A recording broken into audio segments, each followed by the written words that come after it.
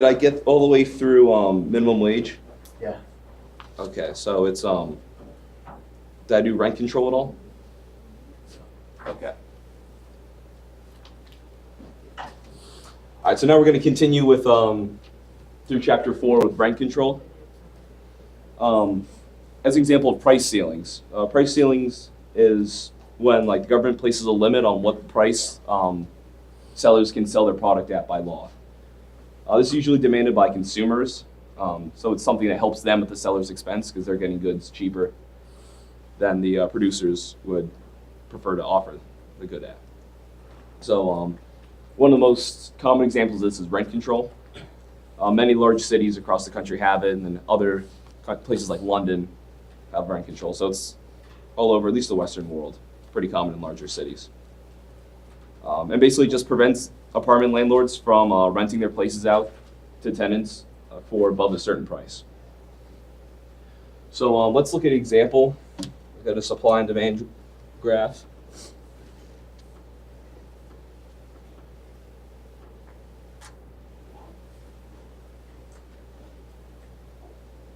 Let's say the equilibrium quantity of apartments rented in this place is 2 million. And the equilibrium price that are being sold at is $2,500. So, sorry. So initially, this spot right here is going to be consumer surplus, and down here, this area is going to be producer surplus. If we're starting out here, assuming we're in equilibrium. Now, let's say the government sets a rent control that the max they could charge is $1,500.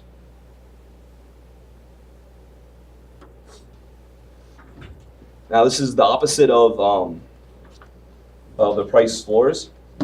This price ceiling, it has to be set below equilibrium if it's going to have any impact. But when you sell it at this $1,500, there's going to be a shortage of housing. At the price, more people are going to be willing and able to afford these apartments if they only have to pay $1,500 a month. But the apartment owners aren't going to rent apartments that are more expensive. Like they're not going to put them up on the market for only $1,500 if it costs $2,000 a month to like upkeep it.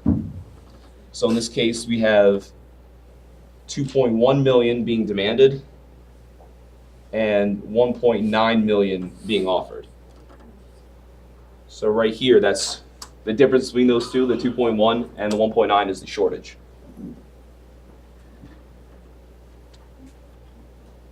So now if we look at this, look at what happens to producer and consumer surplus, tracing up from the 1.9 million which are sold. In square A right here, this switches from producer surplus to consumer surplus. So the consumers are made better off by capturing that area from producers. But at the same time, areas B and C right here, those are lost completely. They're dead weight loss. That result from only 1.9 million being rented instead of the 2.0 million. So consumers, the renters, they lose C, but they gain A. And the producers, they lose A and B. So all they get is like this little area down here.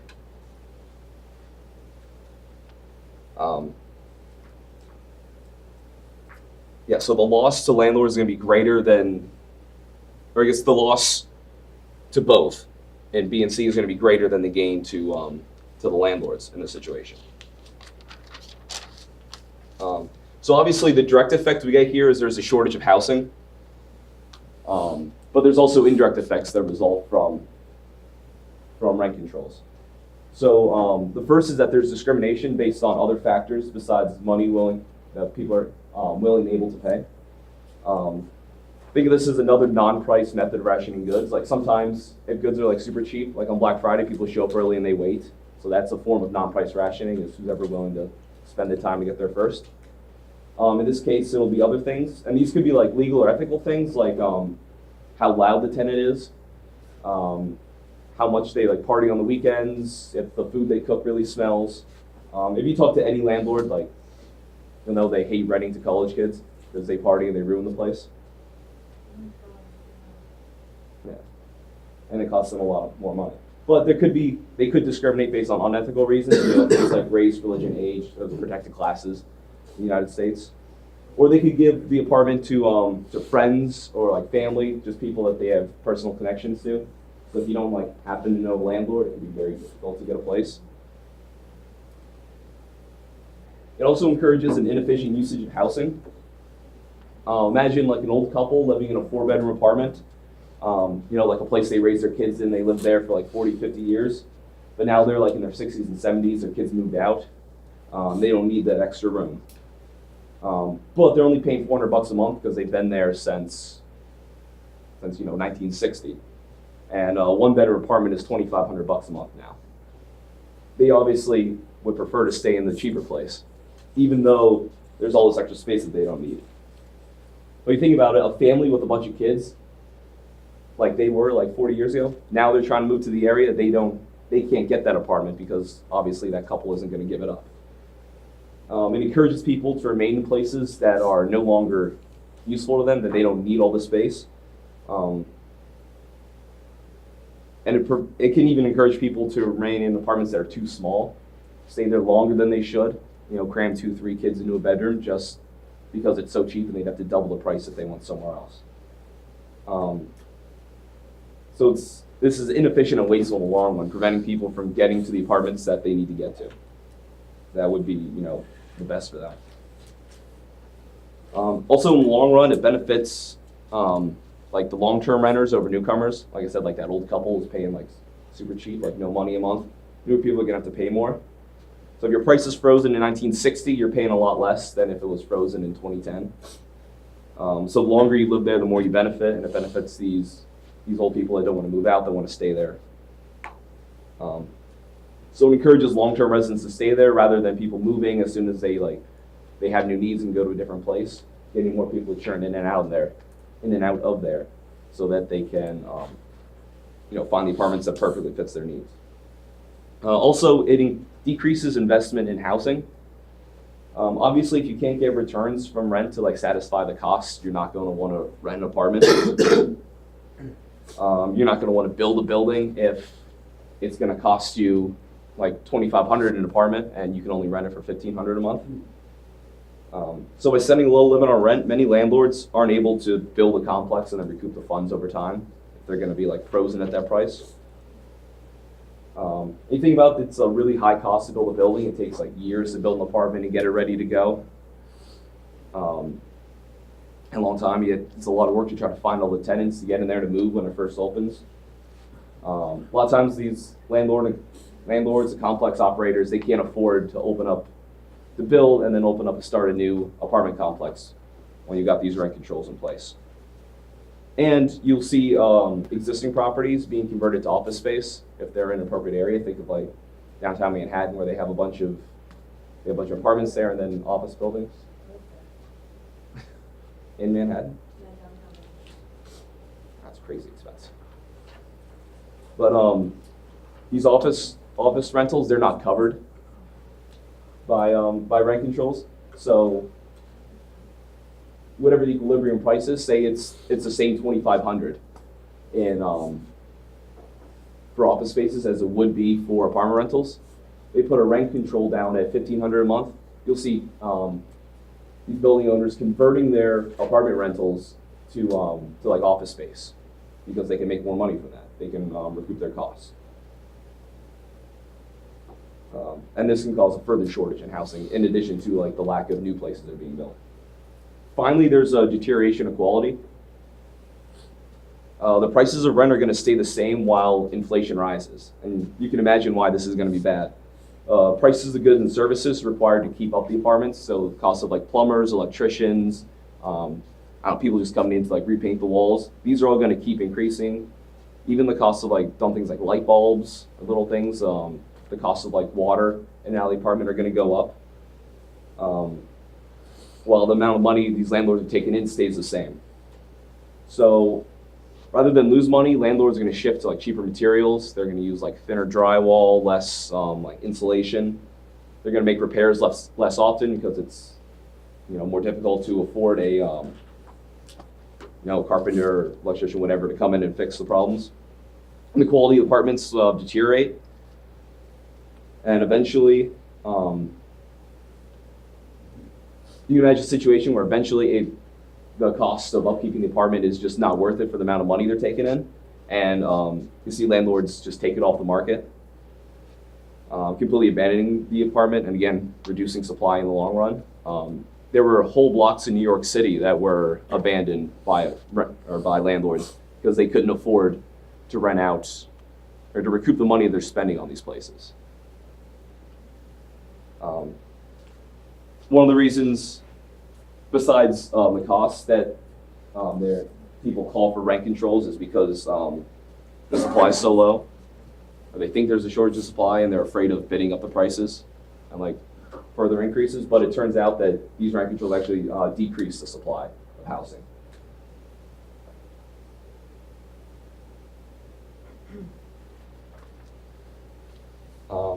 Okay, do you guys have any questions about how price ceilings work and how rent control works specifically? Do you guys have a rent control place in New York? No, rent control is hard to get. My aunt has it because she's been living there for a while. But we live in like a new building, so. Well, luxury places. You see a lot of luxury. If you watched what's that the realtor show in New York where they're like selling the apartments? No, it's on like Bravo. It's not like on HGTV. No, I have no idea. I forget. But there's these like they exempt luxury apartments from rent controls, so they can get like as expensive as you want.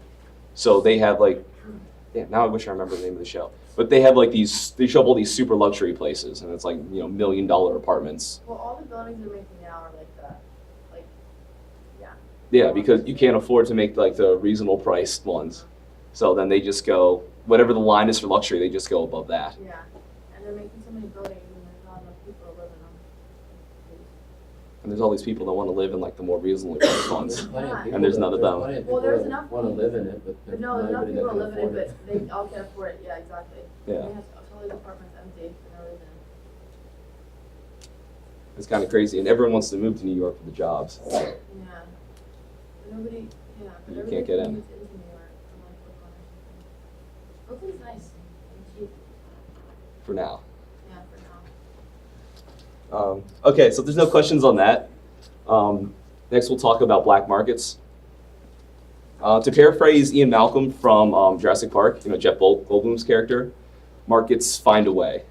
So when the government enacts the price controls, buyers and sellers are willing to find ways around it if they really want those goods or services. So a black market, the definition is a market where buyers and sellers trade outside of the law. So the goods themselves may be illegal, or it may be people selling goods at illegal prices. So it could be someone, renting an apartment for above the rent control price, or it could be someone selling like illegal drugs or like, illegal weapons. So yeah, tenants can offer landlords a little something like sweet to bribe them if they want, and I'm sure if there's a shortage, people are trying to get in, can't find a place, they'd be willing to pay over the $1,500 just so they could get in. And obviously the landlords aren't going to mind getting a little bribe. Additionally, there's like peer-to-peer rental sites, so like Airbnb or Vrbo, you can like rent out your place, and get around rent control, recoup some of that money that you could be making otherwise. Landlords can take like a year-round rental and rent it out short-term, make back a ton of money, which can help people looking to come to the area, whether they're like trying to stay there instead of a hotel, or whether they're just like trying to live there for like more of a short-term rental. But they still don't have like the legal protection, and you don't sign the contract like you do in a regular like tenant landlord situation. So they're still not as not as well off as if there were no like controls in the market. They were able to pay the equilibrium price. So black markets they're pretty interesting, and some economists enjoy studying them. So Yeah, so obviously it comes from like the evasion of price control, legal prohibition, and another one is evasion of taxes. You see people in places like New York City um, selling like cigarettes, like single cigarettes, or selling like packs like super cheap they bought from other states, bringing them in like selling them on the street corner.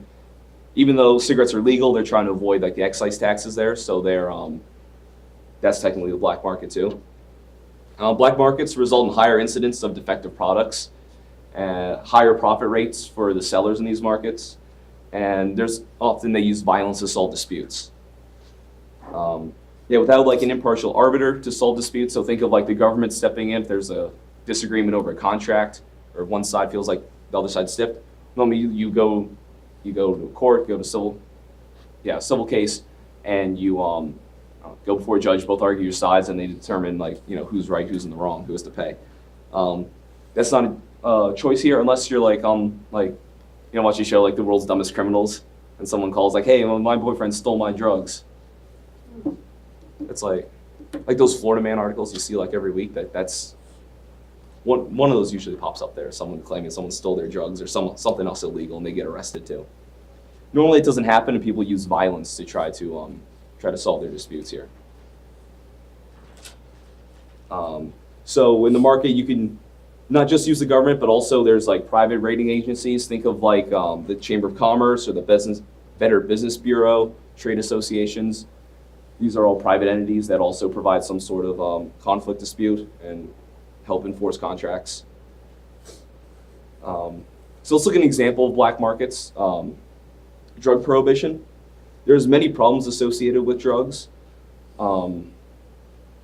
So obviously people came in, this is like back in like 1930s, and they banned like most of the drugs, made them illegal because of the problems they assumed resulted from it.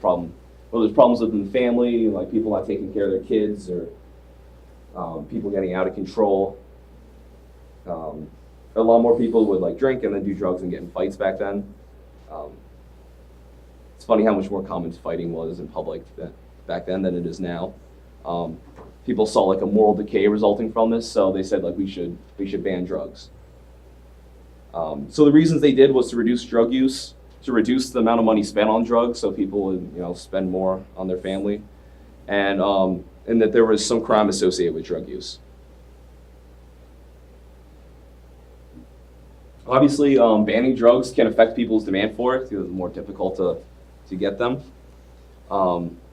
So there's societal norms against drugs because it's illegal. It's automatically seen as a bad thing for people. That's like the default assumption.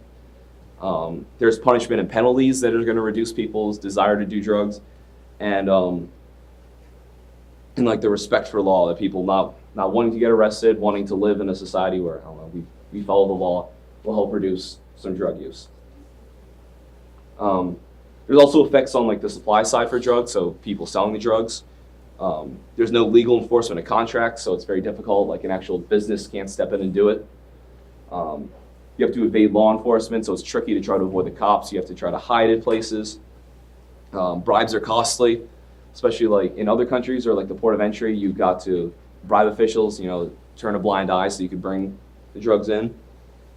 And you have to compensate your employees for extra risk. It'd be a lot easier to sell drugs if they were legal, but now because they're illegal, you have to, because of having to hide from the cops, because of the violence associated with black markets, you're gonna have to pay like the lower level drug dealers more.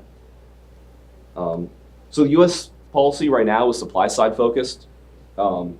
Basically, the goal is to make it more difficult to bring drugs into the country and to try to sell them once you get them here.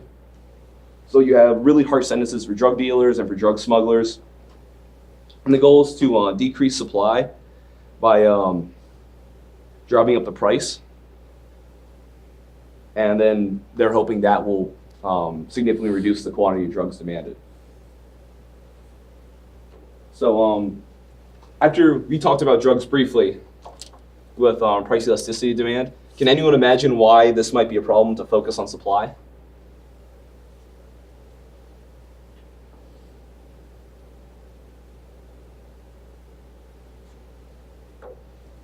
Does anyone have a guess?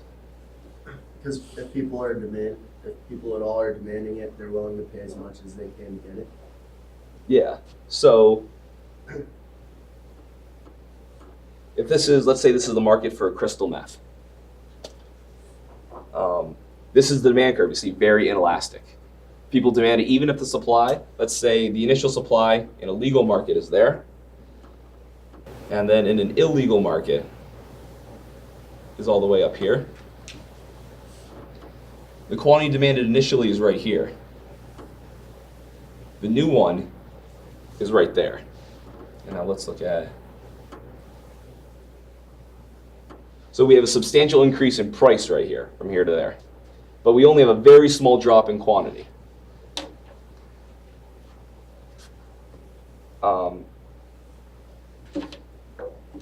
So yeah, think of the determining factors to consume crystal meth. What is that? It's the utility they get, the addiction that they have for it, or maybe it's not just a physical need, maybe it's just, you know, the most fun thing they can do, and the lack of substitutes. There's not really legal alternatives that are good substitutes for crystal meth. Price isn't really a factor. Like you said, they're going to be willing to pay more because of how bad they want it, because of their low price elasticity of demand. So when you try to affect the supply side, like we've been doing in our drug policy for the past 80 to 90 years, you get small effects for the usage of drugs. Non-addicts are going to have less usage. So people that don't have this super strong desire to do crystal meth, they're not going to do it as much. Like I'm assuming most of the people in here. But then again, I'm not sure. This is Western PA.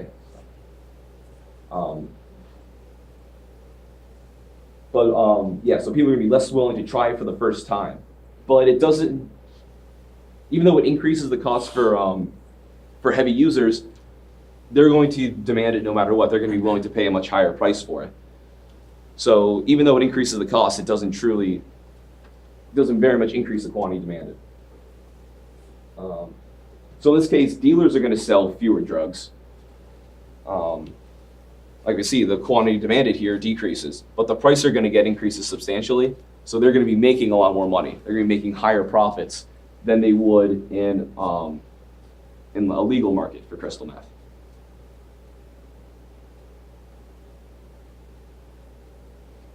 So if you think about it, under prohibition, the dealers that aren't arrested, they're actually made better off because they're earning higher profits than they would in a legal market. The policy also has unintended consequences. Crime is promoted by prohibition. Black market participants, they can't resolve disputes through the courts, so they have to resort to violence and fighting it out between each other. Rivals are likely to engage in violent turf wars in order to expand their territory, and so they can, have larger markets. Imagine if like Apple had to, let's say if Sheetz had to fight with Wawa over like central Pennsylvania, see who could expand there. The black market attracts high time preference individuals. High time preference is the term economists use to describe people that want like instant gratification, that they have they're really focused on the short term rather than the long term. These people, they're risk takers. They're going to want the instant gratification. They're going to enjoy their risk taking that they're doing by engaging in this illegal market and enjoying, like, obviously the large amount of money they're making in the short term. And finally, it encourages bribery and the corruption of government officials. It's very easy for politicians or like law enforcement who are supposed to be upholding the law to get a lot of extra money. There's a lot of money to be made in illegal drugs, so they'll be more willing to engage in bribes, and you'll see a lot more government corruption. Even not just looking at drugs, if you watch like old mafia movies, during Prohibition in the United States, we went from having legal alcohol everywhere to banning it for like 15, 20 years. There was never violence between Anheuser-Busch and, the Pabst Brewing Company. They were never fighting it out on the street for market share, but suddenly you ban legal sale of alcohol. People still want alcohol. They're still buying it. And then you have Al Capone killing everyone he can in Chicago to try to expand his alcohol empire. So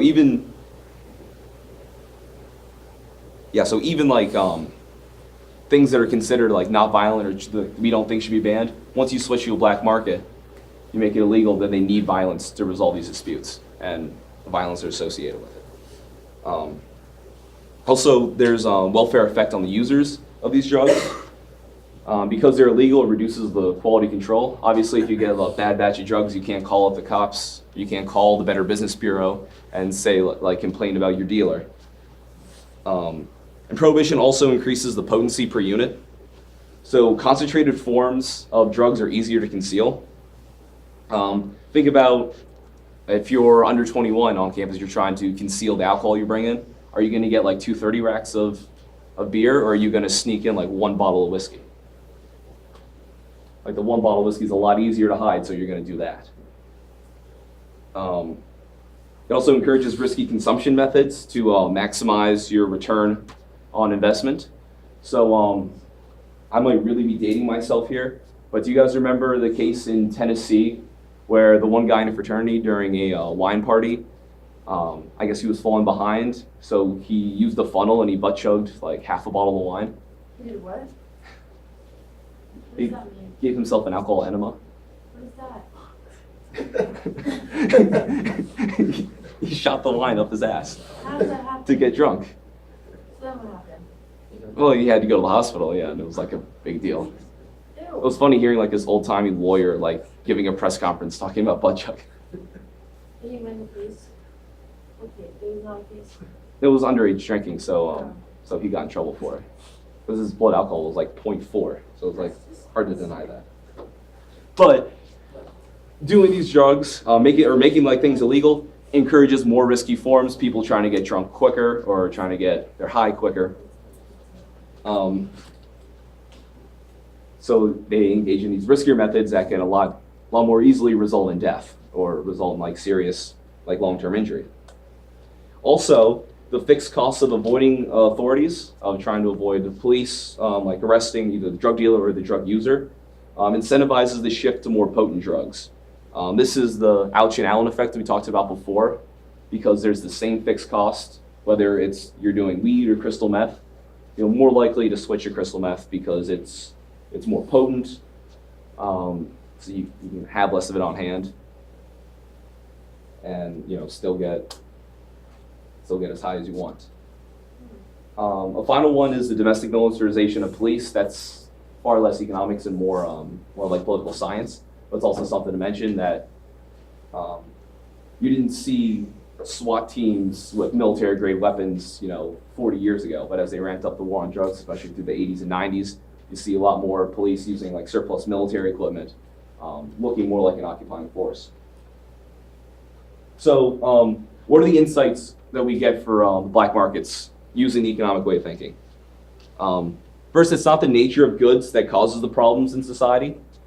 The violence is due to the fact that drugs are illegal, not because of drugs themselves. You can imagine a legal drug market that functions the same way the alcohol market functions now, or maybe like casinos function now. These might be seen as like vices, but there's no violence associated with them as long as they're legal. People can go to the courts to handle disputes and things like that. Everything's out in the open instead of having to hide in the shadows. Also, there's legal stimulants with some similar characteristics to drugs that we don't see problems with. There's you don't see people battling over coffee, fighting over like territories between like Starbucks and Dunkin'. And like I mentioned, prohibition of alcohol in the 1920s. We saw violence erupt there when it was made illegal. Once it was made legal again, the violence immediately stopped. There was no reason. Then there's other legal goods that have the same problems. So like gambling, prostitution. There's violence associated in these black markets, but these goods are while they're considered vices, they're still different. Yet they have the same resulting violence because of the lack of an enforcement mechanism.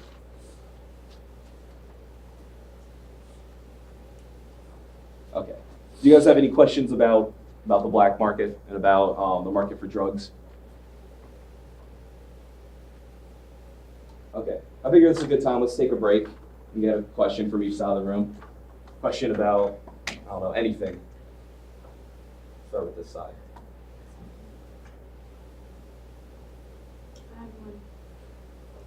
right, we'll start with this side. Is that wall always blue? Or I- was it maroon? When, like last week? Yeah. I have no idea. Wow. That was a weird question. I always sit this way and look this way, so I'm not the person to True, ask. but see how there's like maroon at the top? It's very odd. I don't know. They didn't have this classroom when I went here, so. In your opinion, do you think marijuana should be legalized federally? For the help of the No. economy. I don't even know about the economy, but yes, I do think it should be legalized. I guess it would be smartest to do it at the federal level. It's kind of like a waste of time between states, going state by state. But yeah, well, first of all, there's no reason it's like Schedule. Is it Schedule 1? Schedule 2? I don't know. Basically, the way it's classified right now is that there's no possible like medical use for it. There's no decent use. That it's only like super like hardcore addictive and will destroy your body. And that's the It's same- listed worse than like most other drugs. Really? And I don't know why, but that's the case. And there's no reason for it to be like that. Studies are showing that it can be used to treat things like PTSD and concussions right now. Let alone the fact that what's really the bad side effect of marijuana?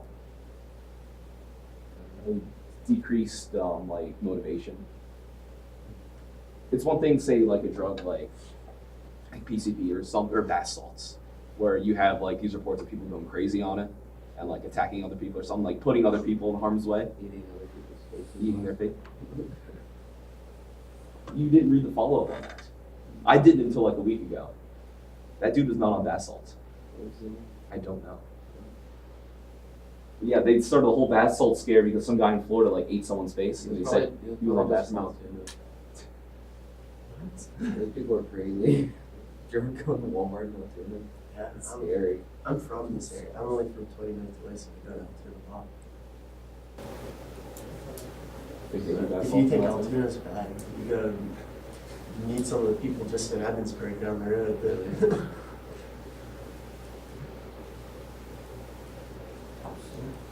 Thanks for the answer. Now we have to figure out what we do. You guys?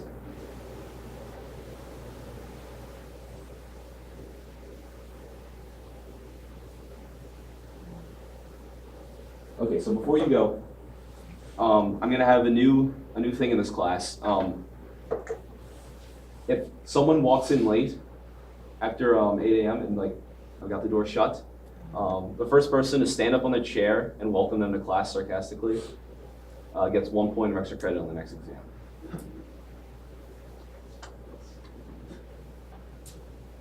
Stand on the chair. Stand on the chair. I feel like this is What about stand on the encouraging desk? injuries.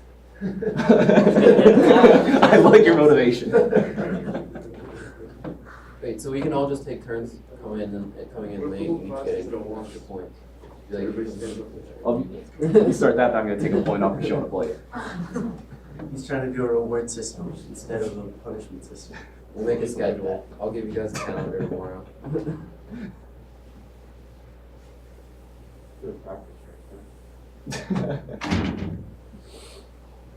If you want to stop that, the person who walks in late loses a point. The person stands on the chair gains a point. That might be the way to do it. I don't know. Depends if you guys start playing this out or not. So in Mao's China, there was, he called the 4 great pests. There was mosquitoes, sparrows, bats, and rats. And he, like, it was a combination of forcing the people and like rewarding them for bringing in like rat corpses. So at first, like, people brought in a bunch of rats, but then they grew smart and they're like, wait a second, what if I just raise a bunch of rats? Then I don't have to catch them, I can have them in a cage already and just bring them in. So it actually made the rat problem worse because it encouraged people to grow and like raise these rats. That's the same sort of thing that you guys figured out the incentive right away.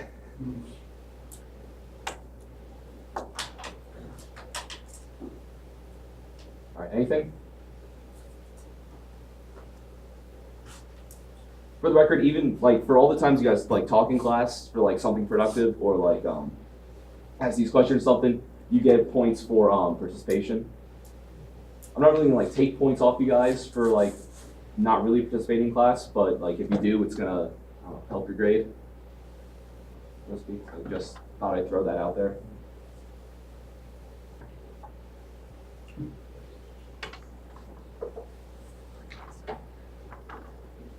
Alright, we'll get back to it. Look at the results of what happens when the government puts price controls in place. So, main results, obviously some people win.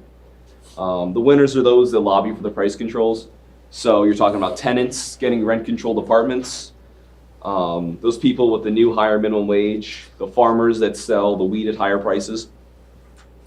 There's always someone capturing the producer or the consumer surplus and increasing theirs. So some are made better off. On the other hand, some people lose. So losers are those whose surplus is taken. So it's the landlords who now can't sell or rent the apartments for as much. It's those priced out of minimum wage jobs and the firms that are unable to offer jobs to those people that can actually use them. And the people who buy wheat in the farming market. And finally, there's a loss of economic efficiency. The deadweight loss, which measures just how much economic activity is lost and never recouped. So imagine like there's the fewer apartments that are rented at equilibrium. That's the deadweight loss because that's never going to be recouped. Those who are missing out of the job because of the new higher minimum wage, and in our wheat example, the extra wheat that's grown and it's never consumed, that's just either like left to rot or sit in like a government like storage area. The resources are wasted on that could be used somewhere else. So now back in like the 1970s, throughout the 60s and 70s, the US had like pretty high inflation. It got really serious in the 70s. And Richard Nixon instituted price controls on a bunch of different products to try to get inflation under control. C. Jackson Grayson was the chairman of his price commission. He wrote a book recounting like all the lessons he learned trying to engage in these price controls. Why was inflation so bad in the 60s and 70s? There's a lot of problems. One of them was the Federal Reserve not understanding how monetary policy really worked. And so they increased the money supply substantially. And Nixon even like pressured them to do it. There's some really interesting tapes. He recorded everything, including like him threatening the Federal Reserve chair. So to like print more money? Yeah. For what reason? Because if you print a bunch more money in the short run, it reduces the unemployment rate. And you don't get inflation right away. So he wanted that done right before the election to make the economy look better. Then in the long run, the inflation happens and the unemployment rate moves back up. So you end up worse off. There was also things like the oil embargo from the Middle East, mostly from Iran. Yeah. Supply, demand. What that did was decrease the supply of oil. So you move the supply curve back, it's up here. So the price went from there up to there. Now think of it, we ship just about everything. And then oil is even used in like the plastic wrap on the outside of like a lot of goods. So like a lot of goods are increasing in price because we're getting less oil. So that also added to the pressures. It was kind of like a perfect storm. So inflation ended up, I want to say 18% in like 1979. 18% in 1 year? Yeah. Really? So these are like substantial like increases in prices that are going on. It was on some places in the world, because it happened like all across the Western world. Some places were even worse than us. So one of the solutions was to enact price controls, and this is across a wide range of things from like gasoline to like consumer goods. The first thing that Grayson mentions is that price controls mask the real changes to economic fundamentals. So, price controls, they're instituted to fight inflation. It assumes that all price changes are due to inflationary pressures.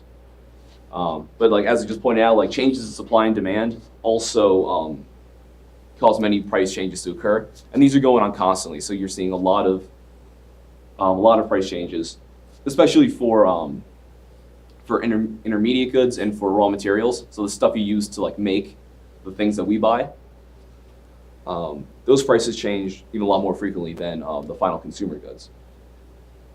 And the prices, they display and communicate information, and the price controls prevent that.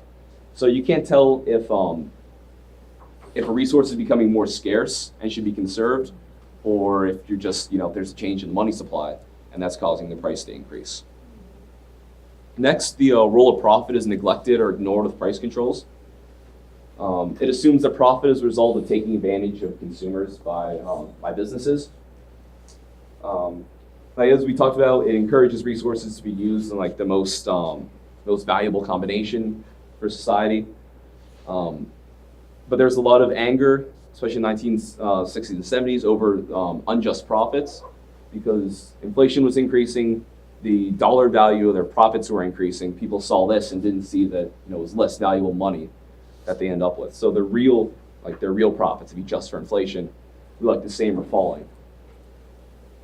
In the long run, so price controls discourage long run investment, which keeps prices high in the long run. So if you're trying to reduce these unjust profits that you see, so you take that money from firms, that's less money they have to invest in new technologies or new production processes that can help them make the goods cheaper in the long run. So like when Ford put in place the assembly line, he had to completely redo like all his factories. That took a serious amount of money to invest in there before we could start making cars a lot cheaper. So price control, you take a bunch of his profits, he would have been unable to do that, or would have taken him longer to do. Finally, price controls replace economic competition with political competition. So this changes how the resources are allocated. Because obviously resources are still scarce and it requires allocation somehow.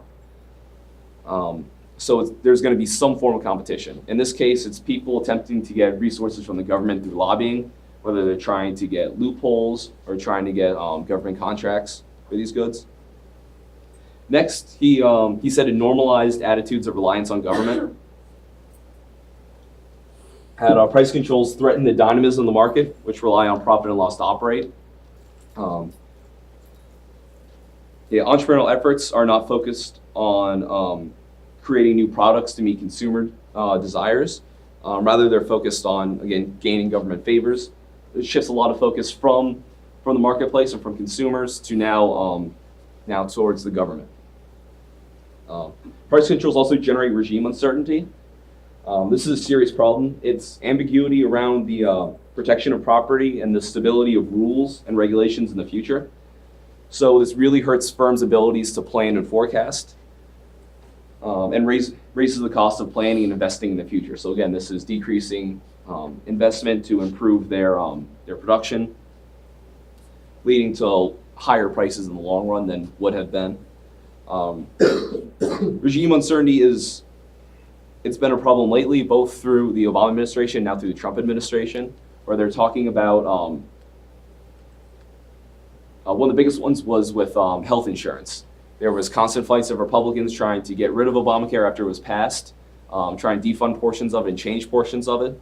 And then early in the Trump administration, they were trying to basically pass a new law, getting rid of that, moving it somewhere else. There's a lot of fighting about it, and people keep claiming, different politicians, they're like, oh, we're going to get rid of this, we're going to change it, we're going to do this. Wait, why does nobody like it?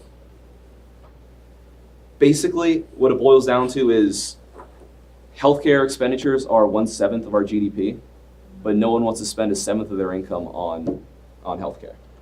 So everyone's trying to like force the costs on everyone else. So why does nobody like Obamacare? Obamacare, it was kind of, I don't know, I think it was, what Democrats really wanted at the time was a full like single payer health insurance system, where the government is like the sole insurer. And that wasn't palatable enough to the American people. So they tried to do like something in the middle between more of like a free market and a government control. So it didn't really have the Democratic support or the Republican What support. was it exactly? Everybody gets free healthcare? What's I don't that? even know. What was it? What's the Obamacare? It's not really free healthcare. There's still private insurers, so you still have to pay for that. But it like limited or eliminated pre-existing conditions. It limited how much like different groups can pay. You don't get charged for your actual risk. You get charged for like your group risks. I look at your cohort. So for me, they look at like males like 20 to 30, and then like say like, oh, the average rate is like this, instead of taking into account the risky behaviors I may or may not engage in compared to other People people. pay more Um, than they used to. I don't see this as something. Yeah, so basically, males my age pay more, middle-aged women pay more, and then older males and younger women pay less That's what I know. than they should. I don't know, half of politics is all just BS and like signaling. So like a lot of Republicans didn't like it because Obama's name was on it. But if Mitt Romney would have proposed it, they'd have been all about it probably. Well, I never really knew what it was, but I just kept hearing people hated it. It's super complicated and super big. The guy who designed it said you'll never lose if you bet on the stupidity of the American people. I think that like he like designed it. They like hid taxes and claimed like fees were like a tax, and then claimed it wasn't a tax, it was something else. So you try to adjust like the Congressional Budget Office score to make it better.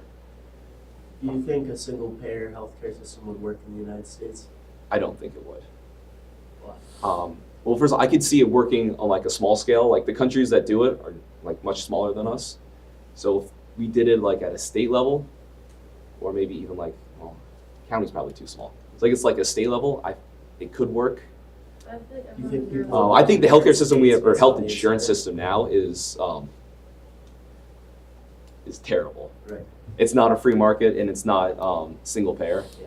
and it hasn't been since like the 1960s. I don't understand why healthcare is so expensive. Why can't everybody just have healthcare? Like, who are you to say that this person doesn't deserve healthcare?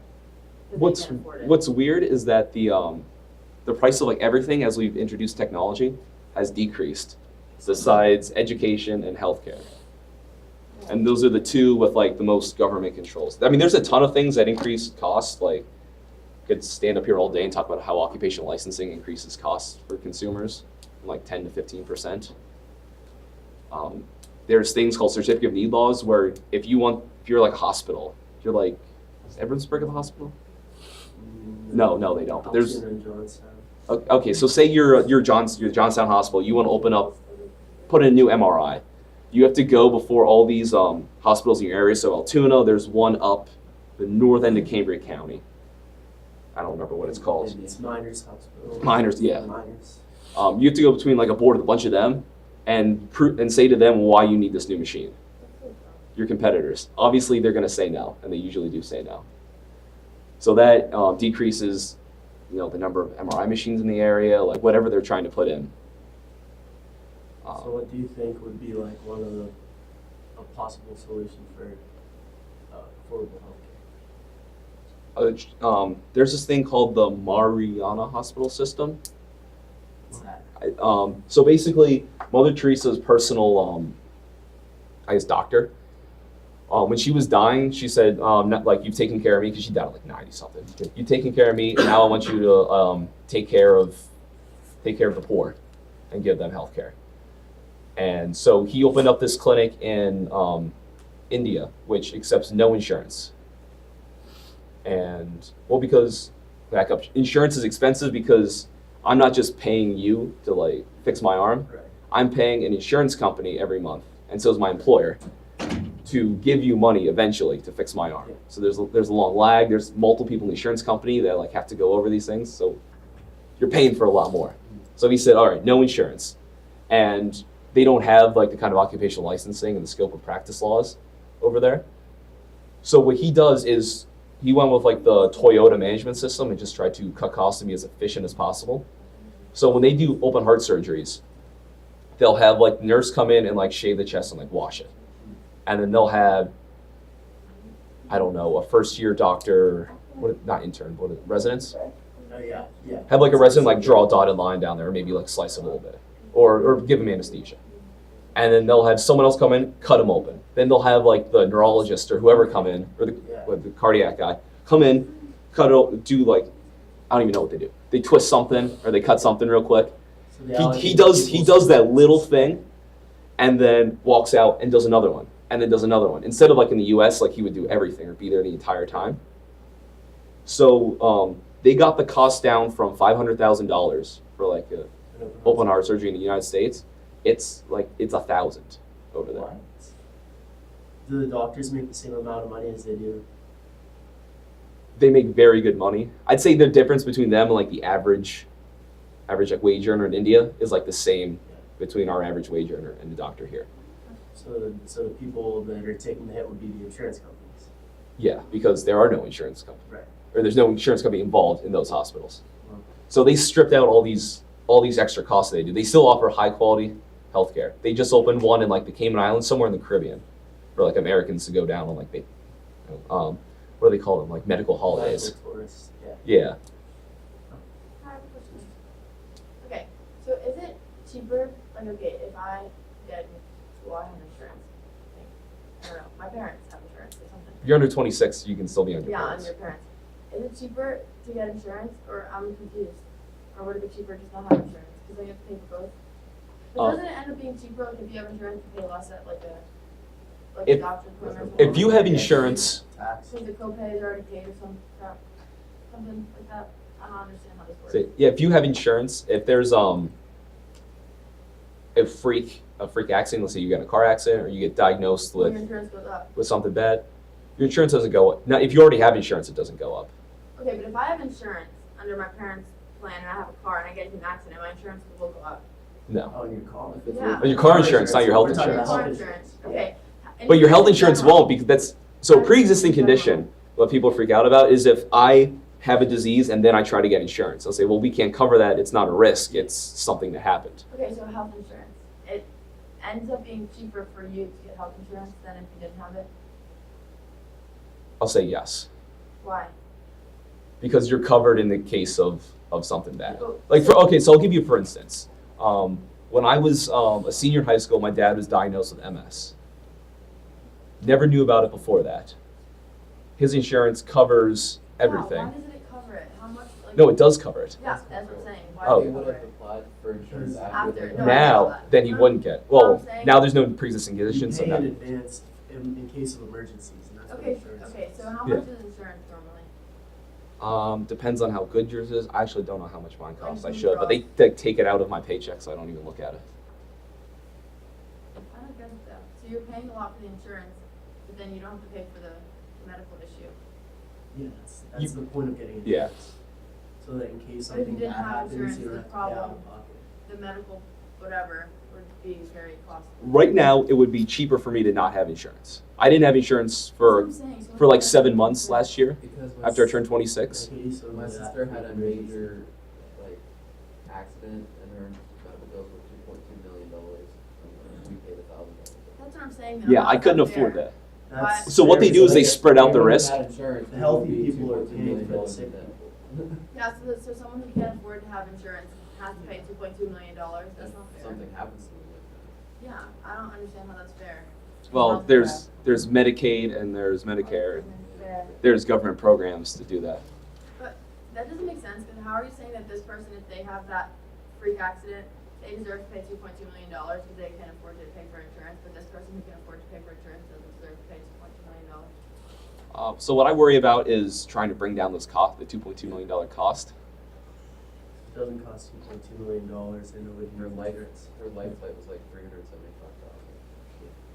I don't know what that is. The health. Like when you get in the health bill Yeah. or- It takes you right to the ER. Yeah, and if you get into an ambulance, that's so expensive too. Yeah, just take an But like, Uber. it's not your fault. How else are you going to the hospital? Uber. That was a big news story like a year ago. People like in New York or like somewhere, some big city were taking Ubers instead of ambulances.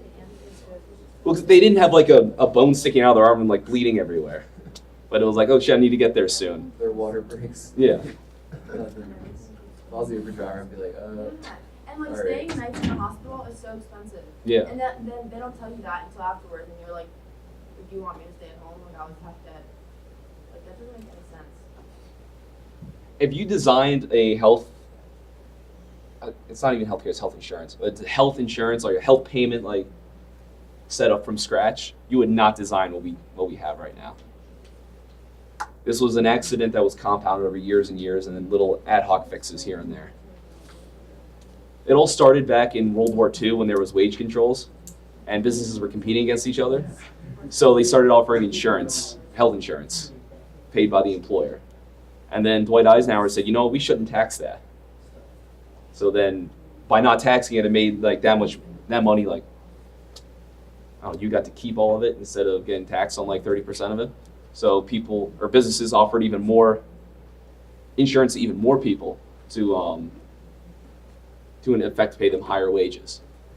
From there, it grew and grew and grew, and now like people, it's all provided by your employer. Isn't it like interesting to think about like who came up with all these prices? Like, who is that person to say that a heart surgery costs however much? So the guy that runs the Mariana Hospital Systems, he just does it like at cost. So he prices the $1,000 heart surgery at the marginal cost of performing one more open heart surgery. Yeah, well, I'm saying like in like here. Here it's a bunch of nerds with actuary degrees Yeah, it makes with no sense. spreadsheets just writing it out. You have a question or are you straight? Yeah. Oh, okay. Do you think we're like better off in like Canada, who like doesn't have anyone pay for medical help? They're paying for it. Yeah, they're still paying for it through They're- taxes, they're but they technically don't. paying for it, but like they don't have to pay like if they go to the hospital, they don't have to pay anything right at that moment. They don't pay Yeah. for the So taxes. if you don't have to pay out of pocket, you're going to end up spending more money than if you did have to pay out of pocket. So they end up spending too much on healthcare. And then the long wait lists to get treated. The wait list is such a huge thing. To get a physical, you have to wait. Isn't there a wait list even if you have insurance here? There's wait lists for some things here, but like in Canada, it's much longer. I personally think we're better off with the sort of system we have. I'd love to actually move to like the Mariana Hospital Systems or to actual insured, like how insurance works for like your parents, like homeowners insurance. Like you pay a premium every month, and then if something happens, an accident happens, a tree branch falls and knocks off some shingles off your roof, then they pay you for that loss and then you fix it. Or say a pipe bursts inside, you have to replace like drywall and stuff. So why does car insurance go up if you get into an accident? More risky. Yeah, you're now more of a risk. You're more likely to get Isn't the another point of one. having the insurance that they'll cover you if you get into an accident? Yeah, and they do they do cover you when you get in an accident, but then you have to you pay more a month. They wanna Because make people who everything- get in one car accident are much more likely to get in a second, a third, and a fourth than people that don't get in car accidents. What we do with health insurance is we pay every little thing, every little, every like reoccurring expense. So you go to get physical every year, insurance pays for that. So it's going to an insurance company. They've got 3 people that's stamping the file and then paying the money like 6 months later to the doctor. We don't do that for like homeowners insurance. Like you don't pay some kid to mow your lawn with that. You don't do like routine upkeep. Same thing for car insurance. You don't use insurance to pay for like changing your oil. You pay that out of pocket. That's all something else that makes healthcare that much more expensive, even routine things, because it's going through several different people and it's taken 6 months till it's like actually paid off.